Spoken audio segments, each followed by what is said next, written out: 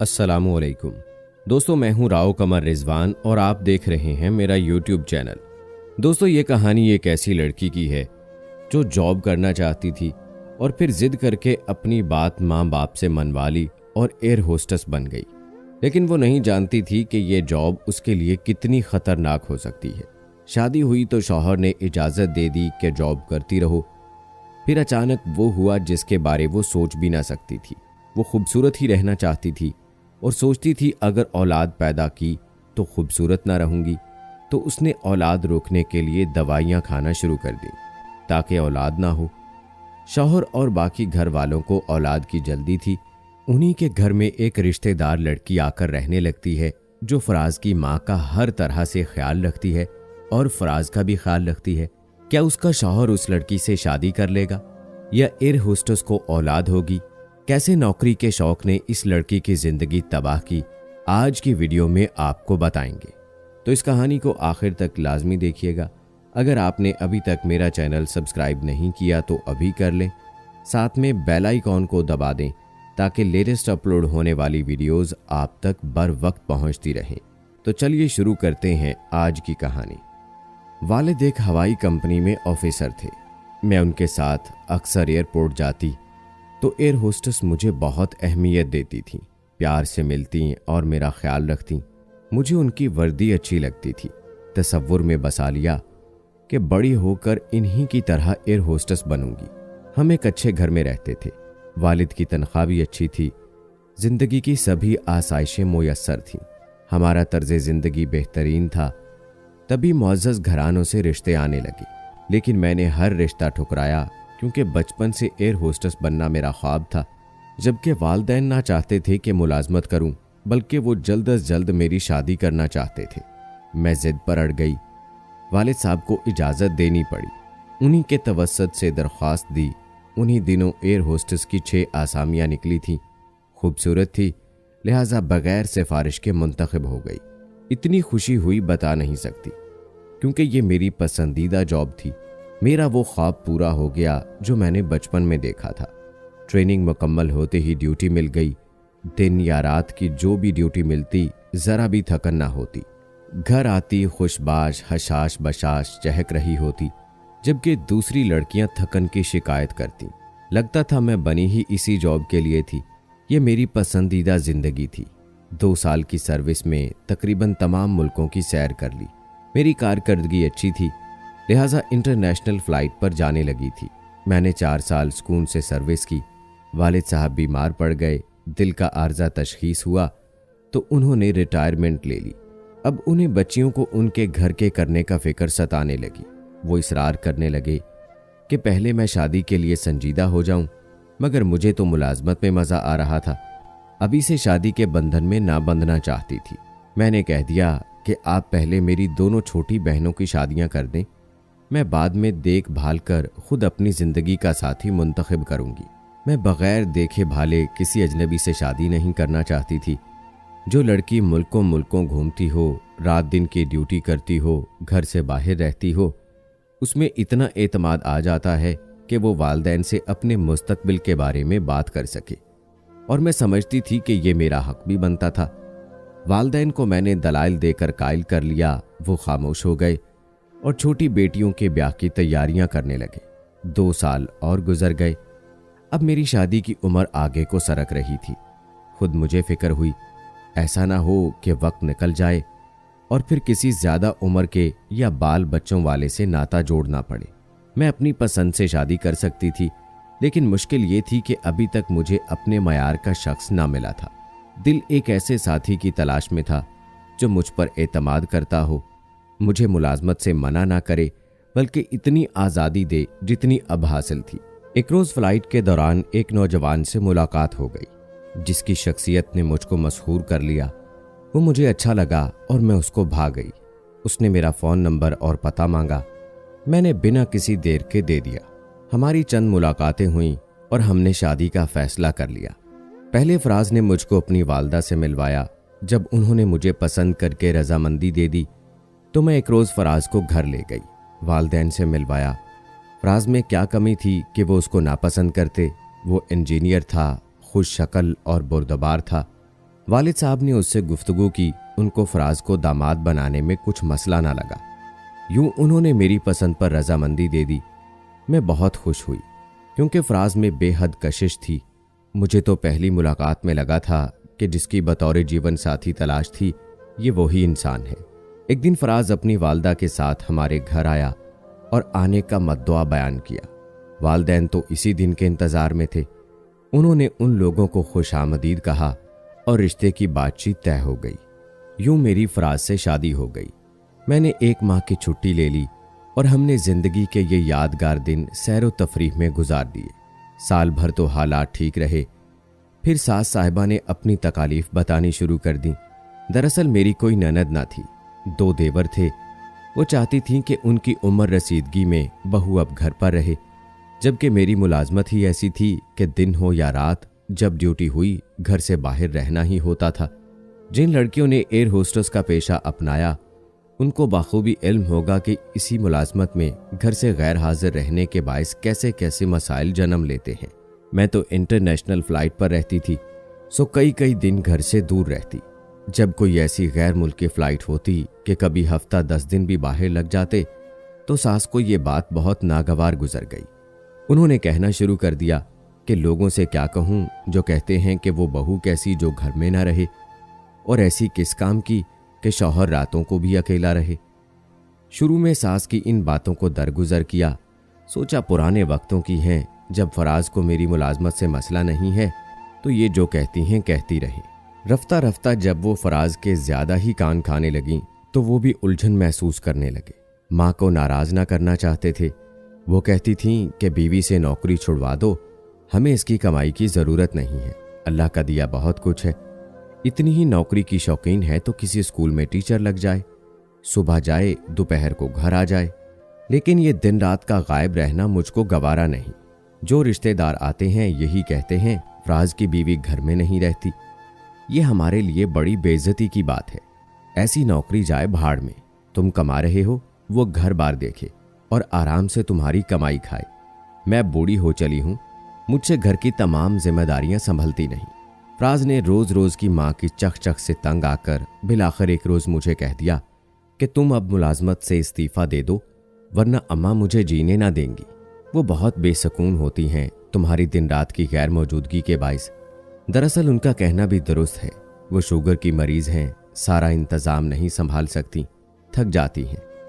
उनको घर में तुम्हारी अशद जरूरत महसूस होती है। इस बात को तुम समझो या ना समझो। फराज, लेकिन तुमने तो मुझे शादी से कबल इस बात की इजाज़त दी थी कि मैं मुलाजमत जारी रखूंगी और तुम मना नहीं करोगे। ये मामला हमारे दरमियान तय हो गया था, हुआ था, लेकिन उम्र भर के लिए नहीं। अब मजबूरी है। माँ परेशान रहती हैं, आखिरकार उनके बारे में हमें ही तो सोचना है। वो खामखा परेशान रहती हैं। घर में नौकर हैं, मुलाजमा हैं, उनको काम की कोई परेशानी नहीं है। मेरी आपसे ये बात शादी से पहले की तय हो चुकी है कि मुलाजमत ना छोड़ूंगी और आपने मंजूर कर लिया था। आप ये भी जानते थे कि इस मुलाजमत की नौयत ऐसी है कि मुझे घर से कभी रात दिन बाहर रहना पड़ता है। अपनी वालदा को समझाएं कि हर वक्त मुलाजमत को इशू बनाकर मत उलझा करें, वरना मेरा आपका ताल्लुक खत्म हो जाएगा। मैंने भी हतमी बात कह दी। फराज ने वालदा को समझाया, वो ना समझ सकी। बोली, मेरी बेटी नहीं है, सोचा था कि बहू बेटी की तरह बनकर रहेगी। अब तुम्हारे छोटे भाइयों की शादी करनी है। शादी की तैयारी के लिए बाजार के चक्कर लगाना, बरी बनाना, ये सब मुझे अकेली के बस की बात नहीं है। बताओ किसका सहारा लूं? बस तुम बीवी से कहो कि नौकरी छोड़ दे। जब हमारे पास रुपए पैसे की कमी नहीं तो आखिर उसे नौकरी करने की जरूरत क्या है? ये बात तो सही थी कि फराज अच्छी पोस्ट पर थे, घर में किसी शय की कमी नहीं थी, मगर मैं मुलाजमत रुपए पैसे के लिए नहीं कर रही थी। मुझे तो बस शौक था, और आदमी अपने शौक की तस्कीन के लिए क्या नहीं करता। ये बात बहुत बाद में समझ में आई कि मर्द की भी घर में एक हैसियत होती है। अगर वो शौहर होता है तो बेटा भी होता है। दोनों रिश्तों में तवाज़ुन ना रख सके तो घर का शराजा बिखर जाता है। किसी न किसी तरह 2 साल और निकल गए। मेरे देवरों की भी शादियां हो गईं। वो मुलाजमत के सिलसिले में दूसरे शहरों चले गए तो बीवियां भी साथ ले गए। मेरी सास की आरजू फिर अधूरी रह गई कि कोई बहू घर में उनके साथ मौजूद हो। साल बाद देवरानी के बेटा हुआ। सास खुश होने की बजाय रोने लगी। कि मुझे तो बड़े साहबजादे की औलाद देखने की चाह थी, मगर उसकी बीवी घर बैठे तब ना। उनकी बात ठीक थी, लेकिन मैं अभी 5 साल और सर्विस में रहना चाहती थी ताकि मुलाजमत छोड़ने के बाद के फवायद की हकदार हो जाऊं। तभी औलाद के होने से इज्तनाब बरत रही थी और फैमिली प्लानिंग के तरीकों पर अमल पैरा थी। मैंने शादी को अभी तक अपने दफ्तर वालों से पोशीदा रखा था। मेरी मुलाजमत के औकात कार ऐसे थे कि मेरे लिए बच्चे की पैदाइश के मराहल तय करना और उसकी परवरिश बहुत दुश्वार अमर था। मैं कैसे माँ बनती? आज मानती हूँ इंसान के बाद शौक उसको ले डूबते हैं। अगर मजबूरी माली हो तो और बात है, लेकिन मेरे साथ ऐसा ना था। औलाद भी एक नेमत होती है और वक्त पर औलाद का होना ही एहसन होता है। मैं इस नुक्ते को ना समझ सकी और मुलाजमत का जुनून मुझको ले डूबा। रफ्ता रफ्ता सास ने मुझसे बहसो तकरार बंद कर दी और लब सी लिए। नहीं जानती थी कि उनकी ये खामोशी किसी खतरनाक सूरत हाल का पेश खैमा है। जब उनकी आरजू हसरत में बदलने लगी तो उन्होंने अपने बेटे के साथ मिलकर कुछ ऐसा गठजोड़ कर लिया कि मुझे कानो कान खबर ना होने दिया, और वो साजिश तैयार हो गई जिसने मेरा घर तबाह कर दिया। उन दिनों मेरी सास बीमार थी। उनको देखभाल के लिए किसी ऐसी हमदर्द की जरूरत थी जो बेटी का किरदार अदा कर सके। उन्होंने अपने गांव पैगाम भिजवा दिया तो उनके भाई ने फौरन अपनी 18 बरस की बेटी को उनकी खिदमत गुजारी के वास्ते हमारे घर पहुंचा दिया। नबीला ने आते ही अपनी फुफ्फो की देखभाल शुरू कर दी। वक्त पर खाना बनाना, उनको नहलाना धुलाना, कपड़े तब्दील कराना, गर्ज तमाम काम दिलजोई और मोहब्बत से करती। उसने हमारे घर का सारा इंतजाम संभाल लिया और अपनी फूफी को पलंग पर बैठा दिया। यही नहीं, फराज को भी बहुत आराम मिला। नबीला के हाथ का पका खाना नौकरों के हाथ के खाने से कहीं बेहतर था। उनके पके खानों में वो लज्जत कहाँ जो नबीला के हाथ में थी। वो तमाम काम ही सलीके और तवज्जो से करती थी। उसके वालिद ने बेटी को नसीहत की थी कि मेरी बहन का बहुत ख्याल रखना, उनको किसी किस्म की तकलीफ ना हो, कोई कोताही न करना कि उनका बुढ़ापा है। मुझको फराज पर कितना यकीन था। लगता था कि हमारे दरमियान एतबार का रिश्ता कभी ना टूटेगा। वो कभी किसी और औरत को ना चाहेंगे, मुझसे कभी धोखा ना करेंगे। ये बाद में पता चला कि प्यार का सपना सपना ही होता है और असल हकीकत वो शय है जिसको झुटलाया नहीं जा सकता। मियाँ बीवी के रिश्ते भी जरूरत के धागे से बंधे होते हैं। मैं तो फ्लाइट पर होती, घर पर फराज और नबीला होते। वो गांव की सीधी सादी लड़की थी जो सिर्फ 8वीं पास थी, मगर उसमें वो गुण थे जो सास बहू में देखना चाहती थी। बस उसकी किस्मत जाग रही थी क्योंकि मेरी किस्मत सोने वाली थी। माँ ने फराज को अपनी कसम दी कि तुम मेरी भतीजी से शादी कर लो ताकि मैं तुम्हारी औलाद की खुशी देख कर मरूं। तुम्हारी बीवी एयर होस्टेस रहना चाहती है तो उसको एयर होस्टेस ही रहने दो। वो ना तो माँ बनना चाहती है और ना बहू और बीवी, फिर वो हमारे किस काम की है। कर्ज रो पीट कर उन्होंने फराज से अपनी बात मनवा ली और मुझसे छुप छुपा कर नबीला का निकाह खामोशी के साथ फराज से करवा दिया। लड़की के वालिदैन निकाह में बुलवा लिए। न कोई बारात न धूम धड़क्का, लड़की तो पहले से ही घर में रह रही थी। फराज की माँ की खिदमतदारी करते करते वो मेरी सेज की हिस्सेदार बन गई। उसने अपनी सुहाग रात मेरी ही ख्वाबगाह में बसर की और मुझे इतने बड़े मामले की हवा तक न लगने दी। हत्ता कि नौकरों तक ने लब सी लिए। मैं घर आती, नबीला पहले जैसी बेजुबान मस्कीन खिदमत गुजार बन जाती। मुझे खाना हाथ में देती और मेरी भी खिदमत करती। मेरे सामने फराज ये जाहिर ना होने देते कि उनका नबीला से कोई ताल्लुक है। वो भी उनसे दूर दूर रहती। गर्ज जिस तरह उसको मेरी सास ने समझाया था वो वैसे ही करती। साल बाद ये भेद तब खुला जब वो एक बच्चे की माँ बनने वाली थी। जाहिर है कि अब इस राज को कैसे पोशीदा रखा जा सकता था। जब ये खबर सास ने मुझे सुनाई तो मेरे हवास जाते रहे।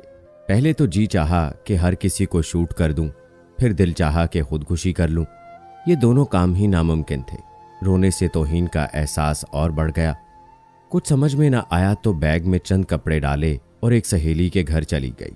मेरे बहुत रो चुकने के बाद उसने समझाया कि अब मैं इस सदमे को हौसले से बर्दाश्त करूं क्योंकि कसूर मेरा भी था।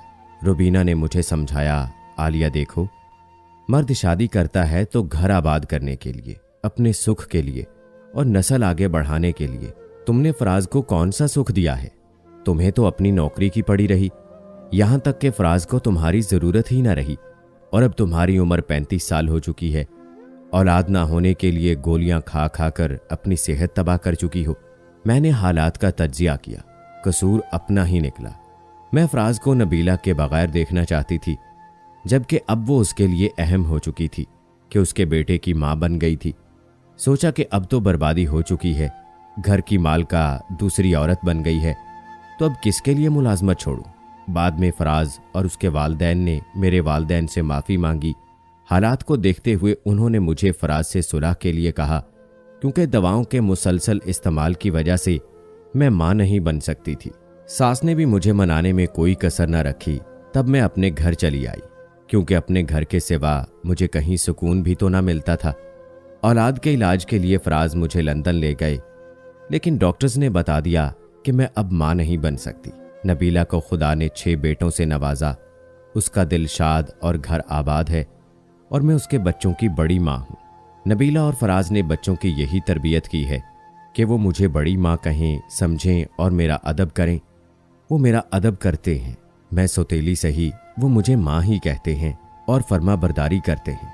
ये खुदा की शान है कि वो किसी दरख्त को फल फूलों से लाद देता है, और कुछ औरतें बबोल की झाड़ियों जैसी कि जिन पर सिर्फ बबोल ही उगते हैं, वो औरतें खुश नसीब होती हैं जो माँ कहलाती हैं और माँ के रुतबे को पहुँचती हैं, क्योंकि औरत की अजमत और शान इसी में है कि वो माँ कहलाए। मैंने मुलाजमत छोड़ दी है, मगर अब पछताती हूँ। मर्द हो या औरत, इंसान को चाहिए कि वो हकीकी ज़िंदगी जिए और ख्यालों में या फिल्मों और ड्रामों में ना खोया रहे, क्योंकि गैर कुदरती ज़िंदगी बसर करने वालों को सच्ची खुशियाँ नहीं मिलती। जी हाँ दोस्तों, हकीकी ज़िंदगी और ख्याली ज़िंदगी में ज़मीन आसमान का फ़र्क है। इसलिए अपने शौक़ की खातिर अपनी ज़िंदगी तबाह ना करें। अगर मजबूरी है, हालात अच्छे नहीं, तो अलग बात है। जब बीवी शौहर को टाइम नहीं देगी, उसके साथ वक्त नहीं गुजारेगी और सिर्फ अपने शौक़ के पीछे भागेगी, तो ऐसा ही होगा। क्या ख्याल है दोस्तों? कमेंट बॉक्स में अपनी राय ज़रूर दें। मिलते हैं अगली वीडियो में। अल्लाह हाफिज़।